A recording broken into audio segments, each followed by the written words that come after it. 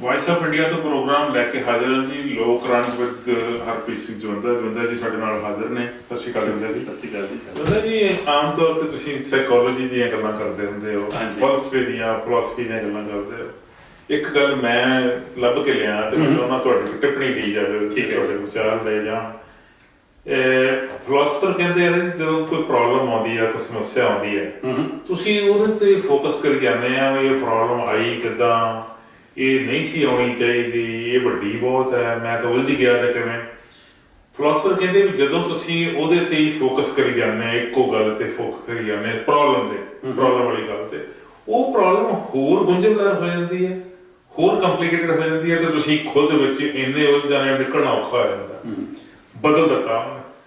ਬਦਲਣਾ ਦਿੱਤਾ ਹੈਗਾ ਕਿ ਤੁਸੀਂ ਪੋਸੀਬਿਲਿਟੀਜ਼ ਦੇਖੋ ਕਿ ਬੈਸਟ ਪੋਸੀਬਿਲਿਟੀਜ਼ ਕੀ ਹੈਗੀਆਂ, ਮੇਰੇ ਕੋਲ ਕੀ ਹੋਰ ਹੈ, ਤੇ ਤੁਹਾਨੂੰ ਆਪਸ਼ਨਸ ਬੜੀਆਂ ਮਿਲ ਜਾਣਗੀਆਂ।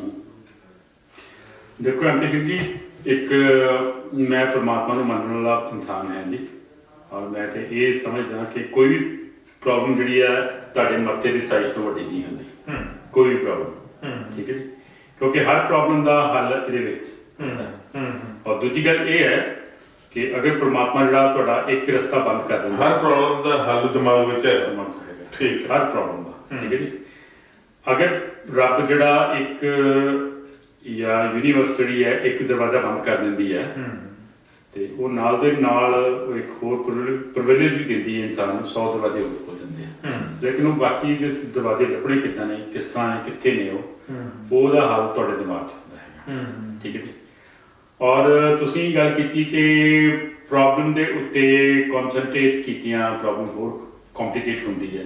ਹਾਂਜੀ, ਮੈਂ ਤੁਹਾਡੇ ਨਾਲ ਐਗਰੀ ਕਰਦਾ, ਕੰਪਲਿਕੇਟ ਹੁੰਦੀ ਹੈ। ਔਰ ਕਦੇ ਤੁਸੀਂ ਕਨਫਿਊਜ਼ ਹੋ ਕੇ, ਕਦੇ ਤੁਸੀਂ ਡਾਊਨ ਫੀਲ ਕਰਦੇ ਹੋ, ਔਰ ਕਦੇ ਤੁਹਾਡੇ ਸਿਹਤ ਤੇ ਇਫੈਕਟ ਵੀ ਪੈਂਦਾ ਹੈ। ਹਾਂਜੀ, ਔਰ ਕਦੇ ਤੁਹਾਡਾ ਕੀ ਹੁੰਦਾ ਹੈ ਕਿ ਪਾਸਟ 10-15 ਸਾਲ ਪਹਿਲੇ ਹੋਈ ਪ੍ਰੋਬਲਮ ਜਿਹੜੀ ਹੈ ਉਹ ਤੁਹਾਡੇ ਦਿਮਾਗ ਤੇ ਇੰਨੀ ਭਾਰੂ ਹੋ ਜਾਂਦੀ ਹੈ ਕਿ ਉਹ ਤੁਹਾਡਾ ਪ੍ਰੈਜ਼ੈਂਟ ਖਰਾਬ ਕਰ ਦਿੰਦੀ ਹੈ, ਉਹ ਤੁਹਾਡੇ ਫਿਊਚਰ ਤੇ ਇਫੈਕਟ ਕਰਦੀ ਹੈ, ਠੀਕ ਹੈ ਜੀ। ਸੋ ਇਹ ਚੀਜ਼ ਹੈ ਕਿ ਪ੍ਰੈਜ਼ੈਂਟ ਵਿੱਚ ਰਹਿ ਕੇ, ਅੱਜ ਦੇ ਵਿੱਚ ਰਹਿ ਕੇ, ਇਸ ਮੂਮੈਂਟ ਦੇ ਵਿੱਚ ਰਹਿ ਕੇ ਟਰਾਈ ਕੀਤੀ ਜਾਏ ਜ਼ਿੰਦਗੀ ਨੂੰ ਬਤੀਤ ਕਰਨ ਦਾ, ਰਾਦਰ ਦੈਨ ਕਿ ਤੁਸੀਂ ਪਾਸ ਵਿੱਚ ਜਾ ਕੇ ਉਹਨਾਂ ਪ੍ਰੋਬਲਮਸ ਨੂੰ ਆਪਣੇ ਪ੍ਰੈਜ਼ੈਂਟ ਵਿੱਚ ਲਿਆ ਕੇ ਤੁਸੀਂ ਰਿਫਲੈਕਟ ਕਰੋ। ਅਫੈਕਟਡ ਤੁਹਾਡੀ ਲਾਈਫ ਉਸ ਕਰਕੇ ਹੋ ਜੇ ਜਿਹੜੇ ਚੀਜ਼ਾਂ 10-15 ਸਾਲ ਪਹਿਲਾਂ ਹੋ ਚੁੱਕੀਆਂ ਨੇ, ਠੀਕ ਹੈ ਜੀ। ਜਾਂ ਤੁਸੀਂ ਇਹ ਸੋਚਦੇ ਹੋ ਕਿ ਅੱਜ ਤੋਂ 15 ਸਾਲ ਬਾਅਦ ਕੀ ਹੋਏਗਾ, ਕਿ ਮੈਂ ਇਸ ਤਰ੍ਹਾਂ ਚੱਲੀ ਗਿਆ ਤੇ ਉਦੋਂ ਪਤਾ ਨਹੀਂ ਮੇਰੇ ਕੋਲ ਇੰਨਾ ਪੈਸੇ ਹੋਣਗੇ ਜਾਂ ਨਹੀਂ ਹੋਣਗੇ। ਦੋਨੋਂ ਚੀਜ਼ਾਂ ਤੁਹਾਡੇ ਪ੍ਰੈਜ਼ੈਂਟ ਨੂੰ 10-ਸਵਾ ਸੱਤਿਆਨਾਸ਼ ਕਰ ਰਹੀਆਂ ਹੈਗੀਆਂ, ਡਿਸਟਰਬ ਕਰਨੀ। ਆਪਾਂ ਐਗਜ਼ਾਮਪਲ ਦਿੱਤੀ ਸੀ ਇੱਕ ਪ੍ਰੋਗਰਾਮ ਦੇ ਵਿੱਚ ਕਿ ਤੁਸੀਂ ਜਾ ਰਹੇ ਹੋ, ਗ੍ਰੈਂਡ ਬੀਚ ਜਾ ਰਹੇ ਹੋ 100 ਕਿਲੋਮੀਟਰ ਦੂਰੀ ਤੋਂ, ਵਿਨੀਪੈਗ ਤੋਂ ਨਿਕਲਦੇ ਤੁਸੀਂ ਸੋਚਣਾ ਸ਼ੁਰੂ ਕਰਤਾ ਕਿਤੇ ਗ੍ਰੈਂਡ ਬੀਚ ਜਾਮ ਨਾ ਲੱਗਾ ਹੋਵੇ, ਗੱਡੀਆਂ ਦਾ ਜਾਮ ਨਾ ਲੱਗਾ ਹੋਵੇ, ਕਿਤੇ ਪਾਰਕਿੰਗ ਮਿਲਣੀ ਹੈ ਕਿ ਨਹੀਂ ਮਿਲਣੀ, ਪਾਣੀ ਸਾਫ਼ ਹੋਣਾ ਕਿ ਨਹੀਂ ਹੋਣਾ, ਖਾਣ ਵਾਲੀ ਜਗ੍ਹਾ ਤੇ ਪਤਾ ਨਹੀਂ ਕਿੰਨਾ ਰਸ਼ ਹੋਣਾ ਹੈ, ਠੀਕ ਹੈ। ਜੇ ਗੱਡੀ ਖਰਾਬ ਹੋ ਗਈ ਤੇ ਉੱਥੇ ਪਤਾ ਨਹੀਂ ਕੋਈ ਰਿਪੇਅਰ ਹੈ ਕਿ ਨਹੀਂ, ਤੁਸੀਂ ਹਾਲੇ ਤੋਂ ਸਟਾਰਟ ਕੀਤਾ ਹੀ ਹੈ, ਠੀਕ ਹੈ ਜੀ। ਜਿੰਨੀ ਕੁ ਦੂਰ ਦਾਨਸ਼ਵਰ ਕਹਿੰਦੇ ਆ ਕਿ ਜਿੰਨੀ ਕੁ ਦੂਰ ਤੁਹਾਡੀ ਨਜ਼ਰ ਜਾਂਦੀ ਹੈ ਉਨੀ ਕੁ ਦੂਰ ਸੋਚੀ ਜਾਓ ਕਿ 10-15-20-25 ਮੀਟਰ ਤੱਕ ਅਗਰ ਤੁਹਾਨੂੰ ਰਸਤਾ ਕਲੀਅਰ ਮਿਲਦਾ ਤੇ ਨਾਲ ਗੱਡੀ ਚਲਾਈ ਜਾਓ, ਨਾਲ ਇੱਧਰ ਉੱਧਰ ਵੇਖੀ ਜਾਓ। ਹਾਂ, ਜਦੋਂ ਤੁਸੀਂ ਘੰਟੇ-2 ਘੰਟੇ ਬਾਅਦ ਗ੍ਰੈਂਡ ਬੀਚ ਪਹੁੰਚੋਗੇ, ਉੱਥੇ ਕੀ ਸਿਚੁਏਸ਼ਨ ਹੈ ਉਹਦੇ ਮੁਤਾਬਿਕ ਤੁਸੀਂ ਡਿਸੀਜਨ ਲੈ ਲੈਣਾ। ਇਹ ਗੱਲ ਆਪਣੇ ਜਵੰਦਾ ਜੀ ਇਹ ਵੀ ਹੈਗੀ ਆ ਨਾ ਕਿ ਦੀਵਾ ਹੈ, ਹਨੇਰਾ ਹੈਗਾ, ਤੁਸੀਂ ਦੀਵਾ ਤਲੀ ਤੇ ਰੱਖਿਆ ਹੋਇਆ, ਰੋਸ਼ਨੀ ਕਿੰਨੀ ਹੋ ਸਕਦੀ ਉਹਦੀ 2-4-10 ਕਦਮ ਹੋ, ਪਰ ਤੁਸੀਂ 10 ਕਦਮ ਅੱਗੇ ਚਲੇ ਗਏ ਫਿਰ 10 ਕਦਮ ਅੱਗੇ ਰੋਸ਼ਨੀ ਆ ਜਾਣੀ, ਫਿਰ 10 ਕਦਮ ਅੱਗੇ ਚਲੇ ਗਏ ਫਿਰ 10 ਕਦਮ ਅੱਗੇ ਰੋਸ਼ਨੀ ਆ ਜਾਣੀ। ਪਰ ਜੇ ਉੱਥੇ ਖੜੇ ਸੋਚੀ ਚੱਲੋ ਕਿ ਇੱਥੋਂ 1 ਕਿਲੋਮੀਟਰ ਦੂਰ ਕੀ ਹੈ, ਨਹੀਂ 1 ਕਿਲੋਮੀਟਰ ਮੈਂ ਜਾਣਾ ਕਿੱਦਾਂ, ਹਨੇਰਾ, ਦੀਵਾ ਹੱਥ ਵਿੱਚ ਤੇ ਹਨੇਰਾ ਕੋਈ, ਗਿਆਨ ਤੁਹਾਡੇ ਹੱਥ ਤੇ ਆ, ਤਲੀ ਤੇ ਤੁਹਾਡੇ ਗਿਆਨ ਹੈਗਾ, ਤੁਹਾਨੂੰ ਸਮਝ ਹੈ, ਸੁਲਝੀ ਹੈ, ਅਕਲ ਹੈ, ਇਸ ਗੱਲ ਦਾ ਤੁਹਾਨੂੰ ਪਤਾ ਹੈ, ਤੇ ਸ਼ਾਇਦ ਹਨੇਰਾ ਕਦੀ ਨਹੀਂ ਹੁੰਦਾ ਜ਼ਿੰਦਗੀ 'ਚ। ਬਿਲਕੁਲ ਠੀਕ ਹੈ। ਹਨੇਰਾ ਹੁੰਦਾ ਹੀ ਕਦੋਂ ਆ ਜਦੋਂ ਸਾਡਾ ਸੋਚਣ ਦਾ ਤਰੀਕਾ ਇੱਕ ਇੰਟਾਇਰਲੀ ਡਿਫਰੈਂਟ ਹੁੰਦਾ ਤੇ ਅਸੀਂ ਸੋਚ ਦੇ ਦਰਵਾਜ਼ੇ ਜਿਹੜੇ ਉਹ ਸਾਰੇ ਖੋਲਦੇ ਨੇ, ਆਪਣੇ ਦਿਲ ਦਿਮਾਗ ਦੇ ਦਰਵਾਜ਼ੇ ਨੇ ਖੋਲਦੇ ਨਹੀਂ, ਉਦੋਂ ਇਹ ਤਰੀਕਾ ਸਾਨੂੰ ਜਿਹੜਾ ਸਾਡੇ ਲਈ ਨੁਕਸਾਨਦਾਇਕ ਗੱਲ ਹੁੰਦੀ ਹੈ। ਪਰ ਜੇ ਅਸੀਂ ਆਪਣੇ ਸੋਚਣ ਦਾ ਤਰੀਕਾ ਬਦਲੀਏ। ਸੋਚਣ ਦਾ ਤਰੀਕਾ ਕਿੱਥੋਂ ਬਦਲ ਹੁੰਦਾ ਜੀ? ਐਕਸਪੀਰੀਅੰਸ ਤੋਂ ਬਦਲ ਹੁੰਦਾ। ਐਕਸਪੀਰੀਅੰਸ ਤੁਹਾਡੇ ਕੋਲ ਆਪਦਾ ਵੀ ਹੋ ਸਕਦਾ, ਕਿਸੇ ਦਾ ਵੀ ਹੋ ਸਕਦਾ। ਹਾਂਜੀ, ਜੇ ਆਪਦਾ ਐਕਸਪੀਰੀਅੰਸ ਥੋੜਾ ਵਾ ਤੇ ਕਿਸੇ ਦਾ ਲੈ ਲਿਆ ਜਾ ਸਕਦਾ। ਵੱਡੇ ਵੱਡੇ ਗ੍ਰੰਥ ਲਿਖੇ ਹੋਏ ਆ, ਧਾਰਮਿਕ ਗ੍ਰੰਥ ਹੈ ਜਾਂ ਚੰਗੇ ਸੋਚ ਦੇ ਗ੍ਰੰਥ ਹੈ, ਇਤਿਹਾਸ ਦੇ ਗ੍ਰੰਥ ਹੈ, ਉਹਨਾਂ ਨੂੰ ਇਸੇ ਨੂੰ ਪੜ੍ਹਿਆ ਜਾਂਦਾ ਕਿ ਤੁਹਾਡਾ ਜਿਹੜਾ ਸੋਚਣ ਦਾ ਦਾਇਰਾ ਵੱਡਾ ਹੋ ਜਾਏ, ਵਸੀਹ ਤੁਹਾਡੇ ਕੋਲ ਵਸੀਲੇ ਹੋ ਜਾਣ ਤੇ ਤੁਹਾਨੂੰ ਜਿਹੜੀਆਂ ਆਉਣ ਵਾਲੀਆਂ ਮੁਸ਼ਕਲਾਂ ਜਾਂ ਜਿਹੜੀਆਂ ਐਗਜ਼ਿਸਟ ਕਰਦੀਆਂ ਮੁਸ਼ਕਲਾਂ, ਉਹਨਾਂ ਤੋਂ ਇੱਕ ਰਾਹਤ ਮਿਲ ਜਾਂਦੀ ਹੈ। ਬਿਲਕੁਲ ਠੀਕ ਹੈ ਜੀ। ਬਾਕੀ ਕਿਸੇ ਨੇ ਕਿਹਾ ਜੀ ਕਿ life is all about connecting dots. Different dots ਹੈਗੇ ਨੇ, ਠੀਕ ਹੈ ਜੀ, ਉਹਨਾਂ ਨੂੰ ਤੁਸੀਂ ਮਿਲਾਉਂਦੇ ਜਾਓ, ਤੁਹਾਡੇ ਸਾਹਮਣੇ ਜ਼ਿੰਦਗੀ ਦਾ ਖਾਕਾ ਬਣ ਜਾਏਗਾ। ਠੀਕ ਹੈ ਜੀ। ਹੁਣ ਆਪਾਂ ਬਾਰ-ਬਾਰ ਜ਼ਿੰਦਗੀ ਬਾਰੇ ਗੱਲ ਕਰਦੇ ਹਾਂ, ਬਾਰ-ਬਾਰ ਆਪਾਂ ਜ਼ਿੰਦਗੀ ਦੀ ਫਿਲਾਸਫੀ ਬਾਰੇ ਗੱਲ ਕਰਦੇ ਹਾਂ। ਅਸੀਂ ਸਾਡਾ ਗੱਲ ਕਰਨ ਦਾ ਪਰਪਸ ਇਹ ਹੋਇਆ, ਮੈਂ ਕਈ ਲੋਕਾਂ ਨੇ ਸੁਣਿਆ ਜੀ ਤੁਹਾਡਾ ਹਰਮਨ ਪਿਆਰਾ ਸਬਜੈਕਟ ਹੈਗਾ, ਤੁਸੀਂ ਬੜੀ ਵਧੀਆ ਤਰੀਕੇ ਨਾਲ ਇਹਨੂੰ ਸਮਝਾਉਂਦੇ ਹੋ। ਮੇਰਾ ਹਾਂਜੀ, ਮੈਂ ਦੇਖੋ ਐਮਪੀ ਸਿੰਘ ਦੀ ਇੱਕ ਤੇ ਸਾਈਕੋਲੋਜੀ ਮੇਰੀ ਪੜ੍ਹਨ ਦਾ ਸ਼ੌਕ ਸੀ, ਦੂਜਾ ਜਿਹੜੀ ਤੁਹਾਨੂੰ ਲਾਈਫ ਹੈ, ਡੇ ਟੂ ਡੇ ਲਾਈਫ ਹੈ, ਡੇਲੀ ਬੇਸਿਸ ਤੇ ਰੋਜ਼ਮਰਰਾ ਜ਼ਿੰਦਗੀ ਹੈ, ਉਹ ਤੁਹਾਨੂੰ ਕਈ ਸਬਕ ਦਿੰਦੀ ਹੈ, ਕਈ ਤੁਹਾਨੂੰ ਉਹ ਲੈਸਨ ਦਿੰਦੀ ਹੈ। ਕੁਝ ਲੋਕ ਲੈਸਨ ਨੂੰ ਇਗਨੋਰ ਕਰ ਦਿੰਦੇ ਹੈ, ਕੋਈ ਲੋਕਾਂ ਨੂੰ ਸਾਹਮਣੇ ਲੈਸਨ ਦੇ ਲੇਕਿਨ ਪੜ੍ਹਨ ਨਹੀਂ ਜਾਂਦੇ ਉਹਨਾਂ ਕੋਲ। ਲੇਕਿਨ ਮੇਰੀ ਪ੍ਰਮਾਤਮਾ ਨੇ ਮਾੜੀ ਜਿਹੀ ਸੋਝੀ ਪਾਈ ਹੈ ਕਿ ਮੈਂ ਇੱਕ ਚੀਜ਼ ਭੁੱਲਦਾ ਨਹੀਂ। ਦੂਜਾ ਮੈਨੂੰ ਚੀਜ਼ ਨੂੰ ਡਾਕੂਮੈਂਟ ਕਰਨਾ ਮੈਨੂੰ ਬੜਾ ਚੰਗਾ ਲੱਗਦਾ, ਸ਼ੇਅਰ ਕਰਨਾ ਕਿਸੇ ਨਾਲ। ਠੀਕ ਹੈ ਜੀ। ਮੈਂ ਤੁਹਾਨੂੰ ਇੱਕ ਐਗਜ਼ਾਮਪਲ ਦੇਣਾ, ਮੇਰਾ ਲਾਸਟ ਈਅਰ ਟੈਸਟ ਸੀ ਇੱਕ ਰੀਅਲ ਏਸਟੇਟ ਬੋਰਡ 'ਚ, ਤੇ ਮੈਂ ਇੱਥੋਂ ਚੱਲਿਆ ਤੇ ਬਹੁਤ ਜ਼ਿਆਦਾ ਰਸ਼ ਸੀ ਰਸਤੇ 'ਚ। ਠੀਕ ਹੈ ਜੀ, ਰਸ਼ ਸੀ, ਔਰ ਅਗਰ ਮੈਂ ਉਹ ਕਲਾਸ ਮਿਸ ਕਰ ਦਿੰਦਾ ਮੈਨੂੰ $150 ਪੈਨਲਟੀ ਪੈਣੀ ਸੀ। ਬੋਝ ਦਿਮਾਗ ਤੇ ਬੋਝ ਵੱਖਰਾ, ਦਿਮਾਗ ਤੇ ਬੋਝ ਵੱਖਰਾ। ਹੁਣ ਮੈਨੂੰ ਪਤਾ ਸੀ ਕਿ ਮੈਂ 8:30 ਵੱਜ ਕੇ 9:15 ਵਜੇ ਉੱਥੇ ਪਹੁੰਚਣਾ ਹੈ। ਰਸ਼ ਬਹੁਤ ਜ਼ਿਆਦਾ। ਮੇਰੇ ਕੋਲ ਦੋ ਪੋਸੀਬਿਲਿਟੀ ਸੀ, ਜਾਂ ਤਾਂ ਮੈਂ ਇੱਕ ਸ਼ਾਰਟਕਟ ਮਾਰ ਕੇ ਇੱਧਰ ਉੱਧਰ ਕਰਕੇ ਗਲੀ ਦੇ ਵਿੱਚ ਲੰਘ ਕੇ ਤੇ ਮੈਂ ਟਰਾਈ ਕਰਦਾ, ਠੀਕ ਹੈ, ਉੱਥੇ ਪਹੁੰਚੂੰਗਾ। ਸੈਕੰਡ ਸੀ ਕਿ ਜਿਸ ਤਰੀਕੇ ਨਾਲ ਟ੍ਰੈਫਿਕ ਚੱਲ ਰਿਹਾ ਹੈ ਉਸ ਟ੍ਰੈਫਿਕ ਦੇ ਵਹਾਅ ਦੇ ਮੁਤਾਬਿਕ ਰਿਲੈਕਸ ਹੋ ਕੇ ਮਗਰ ਬਾਤ ਕੀ ਸੀ $10 ਪੈ ਜਾਂਦੇ। ਠੀਕ ਹੈ ਜੀ। ਇਹ ਵੀ ਪੋਸੀਬਿਲਿਟੀ ਹੈ ਕਿ ਅਗਰ ਮੈਂ 2, 3, 4 ਮਿੰਟ ਲੇਟ ਵੀ ਪਹੁੰਚਾਂ ਉੱਥੇ ਤੇ ਕਈ ਵਾਰੀ ਉਹ ਐਂਟਰਟੇਨ ਕਰ ਲੈਂਦੇ ਆ। ਮੈਂ ਕਿਹਾ ਇਹ ਕਰਦੇ ਹਾਂ, ਮੈਂ ਦੂਜਾ ਰਾਹ ਤੁਰਨਾ ਬੈਟਰ ਸਮਝਿਆ। ਆਰਾਮ ਨਾਲ ਮੈਂ ਕਿਹਾ ਵੀ ਟ੍ਰੈਫਿਕ ਦੇ ਫਲੋ ਦੇ ਨਾਲ ਚੱਲਦੇ ਹਾਂ, ਜਿੱਥੇ ਮੌਕਾ ਮਿਲਿਆ ਆਪਾਂ ਸ਼ਾਰਟਕਟ ਮਾਰ ਕੇ ਆਪਾਂ ਜਗ੍ਹਾ ਲੱਭਾ, ਪੈਨਿਕ ਨਹੀਂ ਹੋਇਆ ਮੈਂ। ਠੀਕ ਹੈ ਜੀ। ਔਰ ਤੁਹਾਨੂੰ ਸੁਣ ਕੇ ਹੈਰਾਨੀ ਹੋਏਗੀ ਕਿ ਉਸ ਦਿਨ ਮੈਨੂੰ ਇੱਕ ਚੀਜ਼ ਦਾ ਪਤਾ ਲੱਗਾ ਕਿ ਜਦੋਂ ਤੁਸੀਂ ਰਿਲੈਕਸ ਹੋ ਕੇ ਸਾਰੀ ਡਿਊਟੀ ਜਿਹੜੀ ਹੈ ਉਹ ਨੇਚਰ ਤੇ ਸੁੱਟ ਦਿੰਦੇ ਹੋ ਤੇ ਉਹਦੇ ਮੁਤਾਬਕ ਚੱਲਦੇ ਹੋ, ਨੇਚਰ ਕੋਈ ਨਾ ਕੋਈ ਰਾਹ ਜ਼ਰੂਰ ਦੇ ਦਿੰਦੀ ਹੈ। ਬਿਲਕੁਲ। ਤੁਸੀਂ ਮੰਨੋਗੇ ਨਹੀਂ ਕਿ ਅੱਗੇ ਜਾ ਕੇ 5 ਮਿੰਟ ਬਾਅਦ ਮੈਨੂੰ ਪਤਾ ਲੱਗਾ ਕਿ ਇੱਕ ਬੈਰੀਕੇਡ ਲਾਇਆ ਹੋਇਆ ਉਹਨੇ, ਔਰ ਉਸ ਬੈਰੀਕੇਡ ਤੋਂ ਬਾਅਦ ਇੰਨੀ ਸਮੂਥ ਹੋ ਗਈ ਮੇਰੀ ਟ੍ਰੈਫਿਕ ਕਿ ਜਿਹੜਾ ਮੈਂ ਸਮਝਦਾ ਸੀ ਕਿ ਉੱਥੇ ਲੇਟ ਪਹੁੰਚਣਾ 5-7 ਮੈਂ 10 ਮਿੰਟ ਪਹਿਲਾਂ ਪਹੁੰਚ ਗਿਆ ਉੱਥੇ। Very good. ਠੀਕ ਹੈ ਜੀ।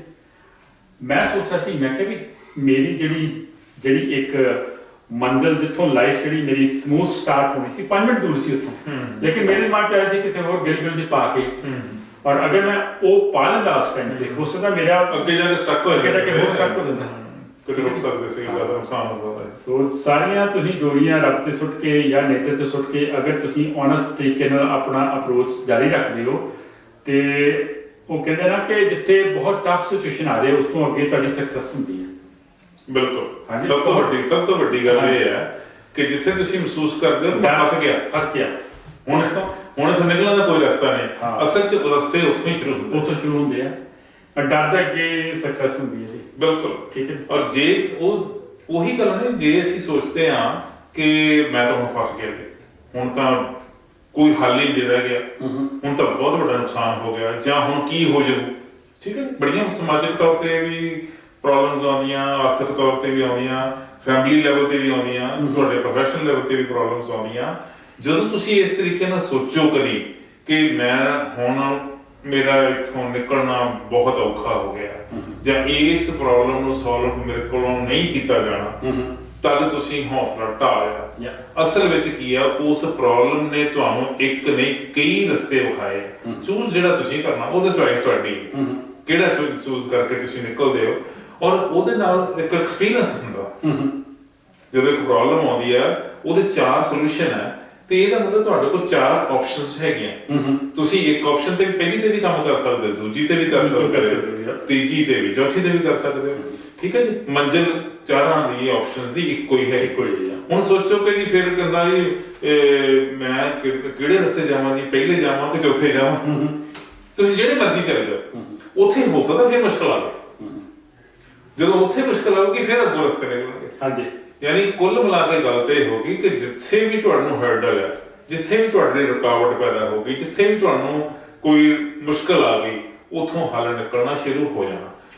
ਜੇ ਤੁਸੀਂ ਉਸ ਗੱਲ ਤੇ ਹੀ ਰੋਂਦੂ ਬਣੇ ਰਹੋ, ਭੌਂਦੂ ਬਣੇ ਰਹੋ, ਆਪਣੇ ਆਪ ਨੂੰ ਉੱਥੇ ਉਲਝਾ ਕੇ ਰੱਖ ਲਓ ਕਿ ਮੈਂ ਤਾਂ ਇੱਥੇ ਹੁਣ ਫਸ ਗਿਆ, ਹੁਣ ਮੇਰੇ ਕੋਈ ਹੱਲ ਨਹੀਂ, ਮੇਰੇ ਹੱਥ ਖੜੇ, ਤੇ ਉਹ ਖੜੇ ਹੀ ਆ, ਤਾਂ ਖੜੇ ਨਹੀਂ, ਬਿਲਕੁਲ ਉਹ ਤਾਂ ਖੜੇ ਹੀ ਆ, ਉਹਦਾ ਹੱਲ ਹੈ ਹੀ ਨਹੀਂ, ਕੋਈ ਹੱਲ ਨਹੀਂ। ਠੀਕ ਹੈ ਜੀ, ਹੱਲ ਕਦੋਂ ਆ? ਜਦੋਂ ਤੁਸੀਂ ਇਹ ਸੋਚਦੇ ਹੋ ਕਿ ਮੈਂ ਇੱਥੋਂ ਹੁਣ ਇਸ ਮੁਸ਼ਕਲ ਤੋਂ ਨਿਕਲਣਾ ਚਾਹੁੰਦਾ, ਇਸ ਮੁਸ਼ਕਲ ਨੂੰ ਮੈਂ ਹੱਲ ਕਿਵੇਂ ਕਰਨਾ। ਪਰਿਵਾਰਕ ਮੁਸ਼ਕਲ ਹੈ, ਆਰਥਿਕ ਮੁਸ਼ਕਲ ਹੈ, ਪ੍ਰੋਫੈਸ਼ਨਲ ਹੈ, ਕਾਰੋਬਾਰੀ ਮੁਸ਼ਕਲਾਂ, ਕੋਈ ਵੀ ਹੋ ਸਕਦੀ।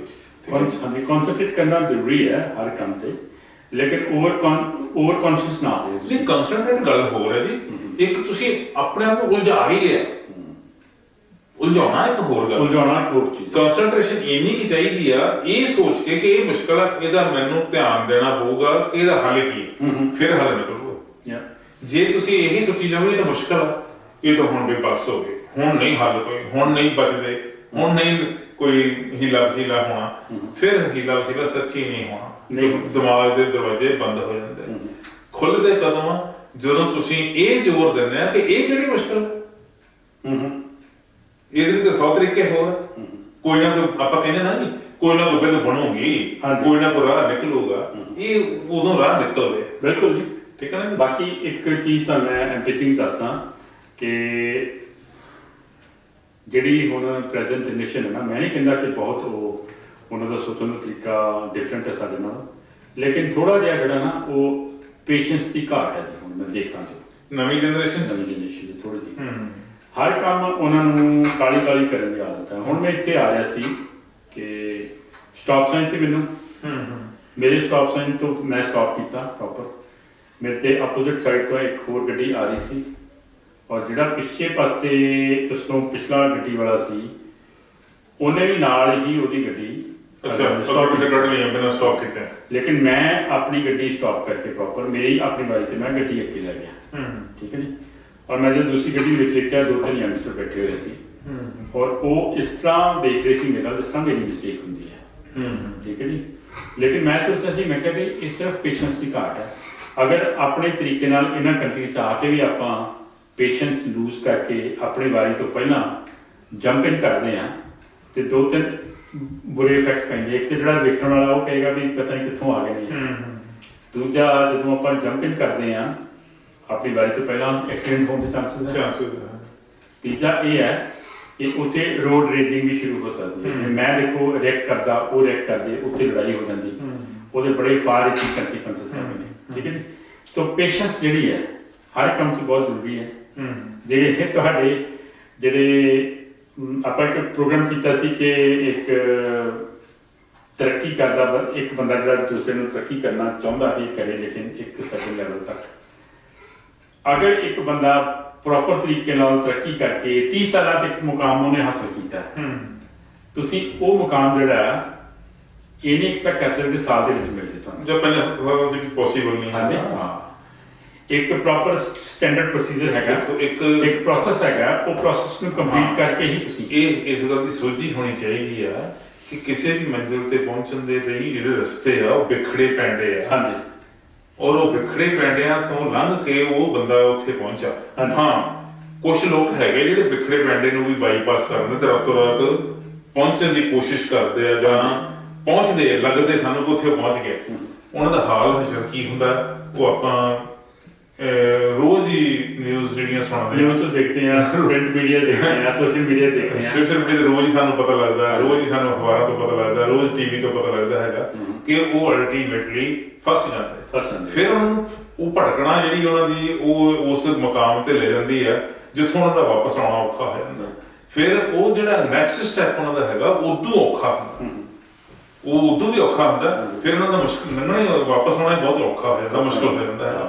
ਸੋ ਮਤਲਬ ਜੇ ਅਸੀਂ ਕਿਸੇ ਦੂਜੇ ਵੱਲ ਵੇਖ ਕੇ ਇਹ ਝੂਰੀ ਚਲੀਏ ਕਿ ਉਹ ਇਸ ਮੁਕਾਮ ਤੇ ਪਹੁੰਚ ਗਿਆ ਤੇ ਮੈਂ ਕਿਉਂ ਨਹੀਂ, ਹਾਂ ਇੱਥੋਂ ਤੱਕ ਠੀਕ ਹੈ, ਮੈਂ ਕਿਉਂ ਨਹੀਂ, ਉਹਦੇ ਲਈ ਪ੍ਰੋਪਰ ਰਸਤਾ ਲੱਭਿਆ ਜਾਵੇ, ਪ੍ਰੋਪਰ ਗਾਈਡੈਂਸ ਲਈ ਜਾਵੇ, ਕਿਸੇ ਨੂੰ ਪੁੱਛ ਲਿਆ ਜਾਵੇ। ਪਰ ਜੇ ਸੋਚਿਆ ਜਾਵੇ ਕਿ ਇਹਨਾਂ ਨੇ 30 ਸਾਲਾਂ ਦੀ ਕੀਤਾ, ਮੈਂ ਤੁਹਾਨੂੰ 5 ਸਾਲਾਂ ਦੀ ਕਰਕੇ ਦਿਖਾਉਣਾ, ਇਦਾਂ ਵੈਸੇ ਓਵਰਨਾਈਟ ਕੁਝ ਨਹੀਂ ਹੁੰਦਾ। 30 ਸਾਲਾਂ ਦਾ ਕੰਮ 5 ਚ ਨਹੀਂ ਹੋਣ ਦੇ ਕੋਈ ਚਾਂਸਸ ਹੈਗੇ। ਬਿਜਲੀ ਜਿਹੜੀ ਹੈ ਡਿੱਗਦੀ ਤੇ ਸਾਰੇ ਨੂੰ ਦੇਖਦੇ ਸੀ, ਲੇਕਿਨ ਡਿੱਗਦੀ ਇੱਕ ਬੰਦੇ ਤੇ। ਹਾਂਜੀ ਹਾਂ, ਜੇ ਡਿੱਗਦੀ ਪਤਾ ਉਹਨੂੰ ਪਤਾ ਲੱਗਦਾ। ਦੂਜੀ ਗੱਲ ਜਿਹੜੀ ਲਾਟਰੀ ਹੈ $1 ਮਿਲੀਅਨ ਦੀ, $2 ਮਿਲੀਅਨ ਦੀ ਨਿਕਲੀ ਤੇ ਅਖਬਾਰ 'ਚ ਸਾਰਿਆਂ ਨੂੰ ਦਿਸਦੀ ਹੈ, ਲੇਕਿਨ ਅਮਾਉਂਟ ਕਿਸ ਤਰ੍ਹਾਂ ਇੱਕ ਬੰਦੇ ਨੂੰ ਮਿਲਦਾ ਹੈ। ਬਿਲਕੁਲ ਠੀਕ ਹੈ ਜੀ। ਸੋ ਲਾਟਰੀ ਲੱਕ ਤੇ ਕਿਸਮਤ ਜਿਹੜੀ ਹੈ ਉਹ ਕਿਸੇ ਕਿਸੇ ਤੇ ਮਿਹਰਬਾਨ ਹੁੰਦੀ ਹੈ, ਲੇਕਿਨ ਬਾਕੀਆਂ ਨੂੰ ਇੱਕ ਸਟੈਂਡਰਡ ਪ੍ਰੋਸੀਜਰ ਹੀ ਅਡਾਪਟ ਕਰਨਾ ਪੈਂਦਾ ਹੈ। ਸੇਧ ਵੀ ਮਿਲਦੀ ਹੈ, ਸੇਧ ਮਿਲਦੀ ਹੈਗੀ ਹੈ। ਬਹੁਤ ਸਾਰੇ ਜਿੱਦਾਂ ਹੁਣ ਲੋਟਰੀ ਦੀ ਗੱਲ ਕੀਤੀ, ਥੋੜੇ ਲੋਕ ਲੋਟਰੀ ਪਾਉਂਦੇ, ਜਿੱਥੇ ਲੋਟਰੀ ਟਿਕਟਾਂ ਵਿਕਦੀਆਂ ਹੈਗੀਆਂ ਉੱਥੇ ਲਾਈਨਾਂ ਲੱਗੀਆਂ ਹੁੰਦੀਆਂ। ਉਹ ਕਲਾਇੰਟ ਜਿਹੜਾ ਕਸਟਮਰ ਆ ਉਹ ਕੋਈ ਚੀਜ਼ ਤਾਂ ਹੋਰ ਲੈਣ ਆਇਆ ਹੁੰਦਾ, ਉਹ ਕਹਿੰਦੇ ਚਲੋ ਬਾਕੀ ਪੈਸੇ ਜਿਹੜੇ 10 ਲੱਖ ਬਚੇ ਦੀ ਲੋਟਰੀ ਪਾ। ਹਾਂਜੀ ਠੀਕ ਹੈ। ਉਹਨੂੰ ਇਹ ਉਮੀਦ ਤਾਂ ਹੁੰਦੀ ਹੈ ਕਿ ਲੋਟਰੀ ਨਿਕਲ ਆਊਗੀ, ਉਹ ਨਿਕਲਦੀ ਹੈ ਨਹੀਂ ਨਿਕਲਦੀ ਉਹ ਕਿਸਮਤ ਤੇ ਛੱਡਦਾ ਵੀ ਚਲੋ ਜੇ ਕਿਸਮਤ ਚ ਹੋਈ ਤੇ ਹੋ ਜੂ। ਕਿਸਮਤ ਲਾਟਰੀਆਂ ਨਹੀਂ ਕੱਢਦੀ ਫਿਰਦੀ, ਇਹ ਇੱਕ ਤੁੱਕਾ ਵਾ ਲੱਗ ਗਿਆ ਠੀਕ ਹੈ, ਨਹੀਂ ਲੱਗ ਗਿਆ ਤਾਂ ਵੀ ਠੀਕ। ਇੱਕ ਬਾਬਾ ਹੈਗਾ ਕਹਿੰਦਾ ਮੈਂ ਤੁਹਾਨੂੰ ਨੰਬਰ ਦੇ ਸਕਦਾ। ਹਾਂਜੀ ਹਾਂਜੀ, ਬੜੇ ਲੱਭਦੇ ਇਦਾਂ ਦੇ ਬਹੁਤ ਹੈਗੇ ਆ, ਬਹੁਤ। ਉਹ ਤਾਂ ਚਲੋ ਇੱਕ ਬਾਬਾ ਜਿਹੜਾ ਨੰਬਰ ਦੱਸਦਾ, ਬਹੁਤ ਸਾਰੇ ਬਾਬੇ ਇਦਾਂ ਦੇ ਵੀ ਕਹਿੰਦੇ ਆਹ ਪਾਠ ਕਰ ਲਓ ਇਦਾਂ ਹੋ ਜੂਗੀ, ਆਹ ਪਾਠ ਇਦਾਂ ਕਰ ਲਓ ਇਦਾਂ ਹੋ ਜੂ। ਬੜਾ ਕੁਛ ਹੁੰਦਾ। ਉਹ ਸਾਡੇ ਸਮਾਜ ਵਿੱਚ ਚੰਗੇ ਮਾੜੇ ਸਾਰੇ ਤਰ੍ਹਾਂ ਦੇ ਲੋਕ ਹੈਗੇ ਆ, ਪਰ ਸਾਡੇ ਲਈ ਸੋਝੀ ਜਿਹੜੀ ਆਪਦੇ ਦਿਮਾਗ ਦੀ ਵਰਤਣੀ ਬਹੁਤ ਜ਼ਰੂਰੀ ਹੈਗੀ ਹੈ। ਜੇ ਅਸੀਂ ਨਹੀਂ ਵਰਤਦੇ ਤੇ ਅਸੀਂ ਆਪਣੇ ਆਪ ਨੂੰ ਕਿਸੇ ਨਾ ਕਿਸੇ ਸਮੱਸਿਆ ਵਿੱਚ ਉਲਝਾ ਲੈਂਦੇ ਹਾਂ। ਉਲਝਣ ਤਾਂ ਆਉਣੀ ਹੈ ਜੀ, ਮੈਂ ਨਹੀਂ ਕਹਿੰਦਾ ਕਿ ਕਿਸੇ ਦੀ ਲਾਪਰਵਾਹੀ ਕਰਕੇ ਉਲਝਣ ਆਉਂਦੀ ਹੈ। ਜ਼ਿੰਦਗੀ ਹੈ ਹੀ ਉਲਝਣਾ ਭਰਪੂਰ ਹੈ। ਜੇ ਇਹ ਜ਼ਿੰਦਗੀ ਉਲਝਣਾ ਭਰਪੂਰ ਨਾ ਹੋਵੇ ਤੇ ਰਸਤੇ ਨਾ ਨਿਕਲਣ। ਦਾਨਸ਼ਵਰ ਨਾ ਹੁੰਦੇ, ਗੁਰੂ ਨਾ ਹੁੰਦੇ, ਪੀਰ ਨਾ ਹੁੰਦੇ, ਪੈਗੰਬਰ ਨਾ ਹੁੰਦੇ, ਉਹਨਾਂ ਨੇ ਜ਼ਿੰਦਗੀ ਨੂੰ ਅਸਲ ਵਿੱਚ ਐਨਾਲਾਈਜ਼ ਕੀਤਾ, ਉਹਨਾਂ ਤੇ ਉਹਦੀ ਖੋਜ ਕੀਤੀ। ਖੋਜ ਦਾ ਮਤਲਬ ਇਹ ਨਹੀਂ ਕੋਈ ਲੈਬ ਵਿੱਚ ਜਾ ਕੇ ਕੋਈ ਸਾਇੰਟੀਫਿਕਲੀ ਉਹਨਾਂ ਨੇ ਕੁਝ ਪ੍ਰੂਵ ਕੀਤਾ। ਉਹਨਾਂ ਨੇ ਇੱਕ ਜ਼ਿੰਦਗੀ ਦੀ ਲੈਬ ਵਿੱਚ ਹੀ ਬੈਠ ਕੇ ਜ਼ਿੰਦਗੀ ਨੂੰ ਐਨਾਲਾਈਜ਼ ਕੀਤਾ ਔਰ ਐਨਾਲਾਈਜ਼ ਕਰਕੇ ਲੋਕਾਂ ਨੂੰ ਸਮਝਾਇਆ, ਆਪ ਵੀ ਸਮਝੇ, ਲੋਕਾਂ ਨੂੰ ਸਮਝਾਇਆ। ਉਹ ਜਿਹੜਾ ਸਮਝਾਇਆ ਉਹਦੇ ਗ੍ਰੰਥ ਲਿਖੇ ਪਏ, ਅਸੀਂ ਪੜ੍ਹਨ ਨੂੰ ਤਿਆਰ ਹਾਂ। ਅਸੀਂ ਕਹਿੰਦੇ ਨੇ ਉਹ ਗ੍ਰੰਥ ਉੱਥੇ ਰਹਿਣ ਦਿਓ, ਜਾਂ ਅਸੀਂ ਸੁਣੀ ਸੁਣਾਈ ਗੱਲ ਤੇ ਵਿਸ਼ਵਾਸ ਕਰਦੇ ਹੈਗੇ, ਜਾਂ ਅਸੀਂ ਸਮਝਦੇ ਹਾਂ ਕਿ ਇਹ ਤਾਂ ਉਹਨਾਂ ਨੇ ਕੀਤਾ ਜੀ, ਅੱਜ ਤੋਂ 500 ਸਾਲ ਪਹਿਲਾਂ ਹੋਇਆ ਸੀ, ਜਾਂ 1000 ਸਾਲ ਪਹਿਲਾਂ ਹੋਇਆ ਸੀ, ਜਾਂ 300 ਸਾਲ ਪਹਿਲਾਂ ਹੋਇਆ ਸੀ। ਅੱਜ ਇਹ ਗੱਲਾਂ ਸ਼ਾਇਦ ਸਿਗਨੀਫੀਕੈਂਟ ਨਹੀਂ ਹੈ, ਹਾਂ ਸਾਇੰਟੀਫਿਕ ਨਹੀਂ ਰਹੀਆਂ ਹੈਗੀਆਂ, ਜਾਂ ਮਤਲਬ ਇਹਨਾਂ ਦੀ ਲੋੜ ਨਹੀਂ ਹੈ, ਕੋਈ ਹੋਰ ਤਰੀਕਾ ਜਿਹਾ ਅਪਣਾਇਆ ਜਾ ਸਕਦਾ ਹੈਗਾ। ਏਦਾਂ ਸ਼ਾਇਦ ਨਹੀਂ ਹੁੰਦਾ। ਜ਼ਿੰਦਗੀ ਦਾ ਜਿਹੜਾ ਨਿਚੋੜ ਉਹਨਾਂ ਨੇ ਕੱਢ ਕੇ ਰੱਖੇ ਹੋਏ ਆ, ਉਹਨਾਂ ਤੋਂ ਸੇਧ ਲੈਣੀ ਜਿਹੜੀ ਆ ਉਹ ਬਹੁਤ ਜ਼ਰੂਰੀ ਹੈ। ਜਿਹੜਾ ਬੰਦਾ ਵੀ ਸੇਧ ਲੈਣਾ ਚਾਹੁੰਦਾ, ਤੁਸੀਂ ਵੀ ਆਪਣੇ ਪ੍ਰੋਫੈਸ਼ਨ ਦੇ ਵਿੱਚ ਬੜੀਆਂ ਮੁਸ਼ਕਲਾਂ ਤੁਹਾਨੂੰ ਆਉਂਦੀਆਂ, ਮੈਨੂੰ ਵੀ ਆਉਂਦੀਆਂ। ਜਿਹੜੀਆਂ ਕਿਤਾਬਾਂ ਛਪੀਆਂ ਹੋਈਆਂ ਇਸ ਪ੍ਰੋਫੈਸ਼ਨ ਨਾਲ ਰਿਲੇਟਡ ਤੁਹਾਡੇ ਵਾਲੇ ਨਾਲ ਜਾਂ ਮੇਰੇ ਨਾਲ, ਤੁਸੀਂ ਥੋੜੀ ਜਿਹੀ ਇਨਫੋਰਮੇਸ਼ਨ ਉਹਨਾਂ ਕੋਲ ਲੈ ਕੇ ਦੇਖੋ, ਤੁਹਾਨੂੰ ਲੱਗਦਾ ਕਿ ਹਾਂ ਇਹ ਕਿਤੇ ਮੇਰੇ ਕੋਲੋਂ ਗਲਤੀ ਹੋ ਗਈ, ਜਾਂ ਮੈਨੂੰ ਅਸਲ ਦਾ ਪਤਾ ਨਹੀਂ ਸੀ। ਜੇ ਪਤਾ ਨਹੀਂ ਸੀ ਤਾਂ ਪਤਾ ਕਰ ਲਿਆ ਤਾਂ ਤੁਸੀਂ ਆਪਣਾ ਰਾਹ ਸਾਫ਼ ਕਰ ਲਿਆ। ਨਹੀਂ ਤੇ ਕੀ ਹੈਗਾ, ਉਹ ਜਿਹੜੀ ਉਲਝਣ ਆਈ ਆ, ਜਿਹੜੀ ਰੁਕਾਵਟ ਆਈ ਆ, ਉਹਦੇ ਨਾਲ ਹੀ ਤੁਸੀਂ ਜੂਝਣ ਦੀ ਕੋਸ਼ਿਸ਼ ਨਹੀਂ ਕਰਦੇ, ਉਹਦੇ ਨਾਲ ਉਲਝਣ ਦੀ ਕੋਸ਼ਿਸ਼ ਕਰਦੇ। ਉਲਝਣਾ ਜਿਹੜੀਆਂ ਵਾ ਤੁਸੀਂ ਜਿੰਨੀਆਂ ਮਰਜ਼ੀ ਪੀੜੀਆਂ ਕਰ ਲਓ, ਗੰਢਾਂ ਜਿੰਨਾ ਮਰਜ਼ੀ ਕੋਸ਼ਿਸ਼ ਕਰ ਲਓ, ਉਹਨੂੰ ਉਹ ਚੋਂ ਨਿਕਲਣ ਦੀ ਕਈ ਵਾਰੀ ਨਿਕਲ ਨਹੀਂ ਹੁੰਦਾ। ਇੱਕ ਵਾਰੀ ਮੈਂ ਤੁਹਾਨੂੰ ਦੱਸਦਾ ਦੀ ਛੋਟੀ ਜਿਹੀ ਕਹਾਣੀ ਹੈ। ਇੱਕ ਪਿੰਡ 'ਚ ਇੱਕ ਸੰਤ ਆਇਆ, ਤੇ ਉਹ ਸੰਤ ਆਇਆ ਜੀ, ਤੇ ਇੱਕ ਬੰਦਾ ਪੈਰੀ ਪੈ ਗਿਆ ਜੀ, ਮੁਸ਼ਕਲਾਂ ਬਣਦੀਆਂ ਨੇ ਬਹੁਤ ਜ਼ਿਆਦਾ ਨੇ, ਤੇ ਕੋਈ ਹੱਲ ਦੱਸੋ ਜੀ। ਕਦੀ ਕੋਈ ਔਲਾਦ ਦੇ ਨਾਲ ਪੰਗਾ ਪੈ ਜਾਂਦਾ, ਕਦੀ ਵਾਈਫ ਦੇ ਨਾਲ, ਕਦੀ ਗੁਆਂਢੀ ਦੇ ਨਾਲ, ਕਦੀ ਕੀ ਕਰਾਂ, ਕਿ ਮੇਰੀ ਫਸਲ ਖਰਾਬ ਹੋ ਜਾਂਦੀ ਹੈ। ਉਹ ਕਹਿੰਦੇ ਏਦਾਂ ਕਰ, ਮੇਰੇ ਕੋਲ 20 ਊਂਠ ਨੇ, ਇਹਨਾਂ ਦਾ ਰਾਤ ਖਿਆਲ ਰੱਖੀ, ਮੈਂ ਸਵੇਰੇ ਆ ਕੇ ਤੈਨੂੰ ਇਹਦਾ ਹਾਲ ਦੱਸਾਂਗਾ। ਪਰ ਇੱਕ ਚੀਜ਼ ਹੈ ਕਿ ਸੌਣਾ ਰਾਤ ਨੂੰ ਤਾਂ ਹੈ ਤੂੰ ਜਦੋਂ ਸਾਰੇ ਊਂਠ ਥੱਲੇ ਸੌਂ ਗਏ। ਬੈਠ ਕੇ ਬਹਿ ਗਏ। ਉਹ ਕਹਿੰਦਾ ਠੀਕ ਹੈ ਜੀ, ਕਹਿੰਦਾ ਮੈਂ ਤੇ ਖਿਆਲ ਰੱਖਾਂਗਾ। ਉਹ ਸਵੇਰੇ ਸੰਤ ਵਾਪਸ ਆਏ ਤੇ ਉਹਨੇ ਵੇਖਿਆ ਕਿ ਸਾਰੇ ਊਂਠ ਖਲੋਤੇ ਪਏ, ਤੇ ਉਹ ਆਪ ਜਿਹੜਾ ਉਹ ਆਪਣਾ ਸਿਰ ਫੜ ਕੇ ਦਰਖਤ ਦੇ ਕੰਢੇ ਤੇ ਬੈਠਾ। ਉਹਨੇ ਕਿਹਾ ਪੱਕਾ ਕੀ ਗੱਲ ਹੋਈ?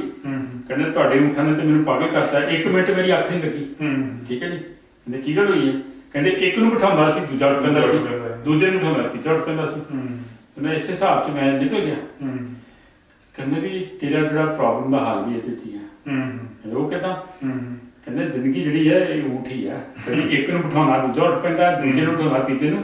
ਇਹ ਸਾਰੇ ਚੱਲਣ ਦੇ ਚੱਲਦਿਆਂ ਹੀ ਤੈਨੂੰ ਸੌਣਾ ਪੈਣਾ ਹੈ। ਬਿਲਕੁਲ ਬਿਲਕੁਲ, ਆਰਾਮ ਫਿਰ ਵੀ ਆਰਾਮ ਤੈਨੂੰ ਆਪਣੀ ਜ਼ਿੰਦਗੀ ਜਿਉਣੀ ਆਉਣੀ ਇਸ ਤਰ੍ਹਾਂ ਹੀ ਕਰਨੀ ਪੈਣੀ ਹੈ। ਬਹੁਤ ਵਧੀਆ ਗੱਲਬਾਤ ਤੁਸੀਂ ਕੀਤੀ ਜਵੰਦਰ ਜੀ। ਸ਼ੁਕਰੀਆ ਜੀ। ਇਹ ਲੋਕ ਰੰਗ ਪ੍ਰੋਗਰਾਮ ਜਿਹੜਾ ਅਸੀਂ ਸ਼ੁਰੂ ਕੀਤਾ ਹੈਗਾ, ਇਹ ਤੁਹਾਨੂੰ ਸਮਰਪਿਤ ਹੈ।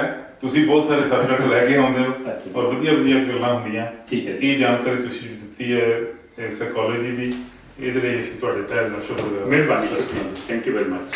ਮਿਹਰਬਾਨੀ।